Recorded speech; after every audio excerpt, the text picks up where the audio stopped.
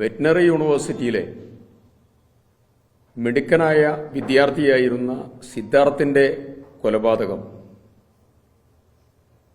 മുഴുവൻ പ്രതികളെയും ക്രിമിനലുകളെയും നിയമത്തിന്റെ മുമ്പിൽ കൊണ്ടുവരാൻ CBI അന്വേഷിക്കണമെന്നുള്ള പിതാവിന്റെ കുടുംബത്തിന്റെ താൽപര്യവും കുടുംബത്തിന്റെ സമീപനവും സർക്കാർ ഉത്തരവാദിത്തത്തോടുകൂടി ഏറ്റെടുത്ത് അത് നിർവഹിക്കാനുള്ള നടപടികൾക്ക് തയ്യാറാവാം.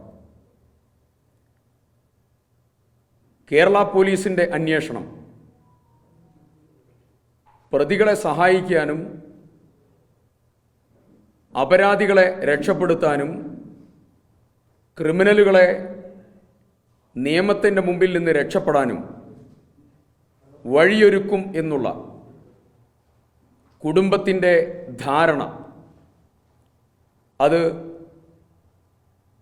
ഇതുവരെ നടന്ന നടപടികളിൽ നിന്ന് സത്യസന്ധമാണ് എന്നുള്ളത് വിശ്വസിക്കുകയാണ് പൊതുസമൂഹം മുഴുവൻ. ഇതിൽ ഒരു പ്രധാനപ്പെട്ട ചോദ്യം മുഖ്യമന്ത്രിയോടും പോലീസിനോടും ചോദിക്കാനുണ്ട്. ശ്രീ സിദ്ധാർത്ഥിന്റെ പോസ്റ്റ്മോർട്ടം റിപ്പോർട്ടാണ്. ഈ പോസ്റ്റ്മോർട്ടം റിപ്പോർട്ടിൽ ബി പാരഗ്രാഫിൽ ആന്റിമോർട്ടം ഇഞ്ചുറീസ് എന്നുള്ള ഒരു ഭാഗമുണ്ട്. ഈ ആന്റിമോർട്ടം ഇഞ്ചുറീസ് 18 എണ്ണം രേഖപ്പെടുത്തിയിട്ടുണ്ട്. ഈ ഇൻക്വസ്റ്റ് നടപടിയുടെ ഭാഗമായി ഈ പോസ്റ്റ്മോർട്ടം റിപ്പോർട്ടിൽ ഇത് രേഖപ്പെടുത്തുന്നത് 19-ാം തീയതിയാണ്. 19-ാം തീയതി. എൻ്റെ പ്രധാനപ്പെട്ട ചോദ്യം, 19-ാം തീയതി ഇത് രേഖപ്പെടുത്തിയതായിരിക്കുന്ന പോലീസ് പ്രതികളെ അറസ്റ്റ് ചെയ്യാൻ 27-ാം തീയതി വരെ കാത്തുനിന്നത് എന്തടിസ്ഥാനത്തിലാണ്? ഇത് മൂടിവെക്കാൻ ക്യാമ്പസിന്റെ അകത്ത് SFI നടത്തിയ ശ്രമം ഭരണകൂടം ഏറ്റെടുത്ത് പോലീസിനെ നിർവീര്യമാക്കിയതാണ്.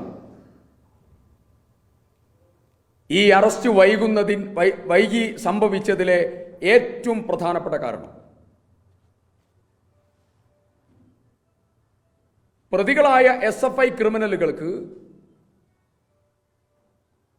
ഒളിവിൽ പോകാനും തെളിവുകൾ നശിപ്പിക്കാനും അവർക്കെല്ലാ സൗകര്യങ്ങളും പ്രദാനം ചെയ്യാൻ പോലീസ് ബോധപൂർവമായിട്ടുള്ള ഡിലേ വരുത്തുകയായിരുന്നു ചെയ്തത്. ഈ പ്രവർത്തനങ്ങൾ മുഴുവൻ നടന്നത് ഉന്നതതല രാഷ്ട്രീയ ഇടപെടലിന്റെ ഭാഗമാണ്.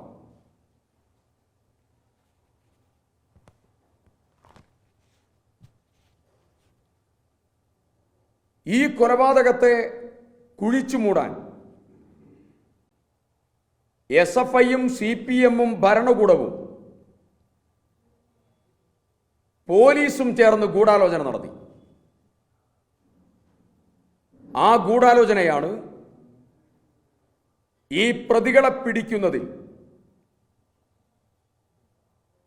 ആദ്യമുള്ളതായിരിക്കുന്ന ഗോൾഡൻ ഹവേഴ്സ് മിസ് ചെയ്യുന്നതിൽ സംഭവിച്ച പ്രധാനപ്പെട്ട കാര്യം.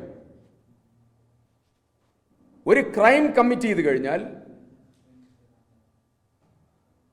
ആ ക്രൈമിന്റെ മുഴുവൻ തെളിവുകളും ശേഖരിക്കപ്പെടുന്ന ഏറ്റവും മർമ്മപ്രധാനമായിട്ടുള്ള ആദ്യത്തെ സമയമുണ്ട്.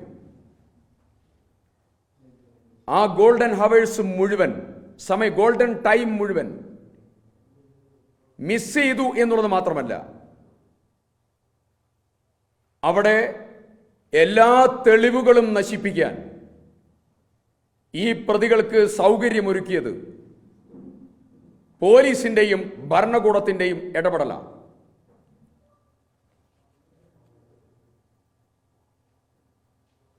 അന്വേഷണ ചുമതലയുള്ള ഡിവൈഎസ്പി ഹോസ്റ്റൽ ഉൾപ്പെടെയുള്ള സ്ഥലങ്ങൾ സന്ദർശിച്ച് ഇതിന്റെ സീൻ മഹസറും തുടർ നടപടികളും പരിശോധനയും നടത്തുന്നത് ക്യാമ്പസിനകത്തും പുറത്തുമുള്ള SFI നേതാക്കന്മാരുടെ സാന്നിധ്യത്തിലാണ്.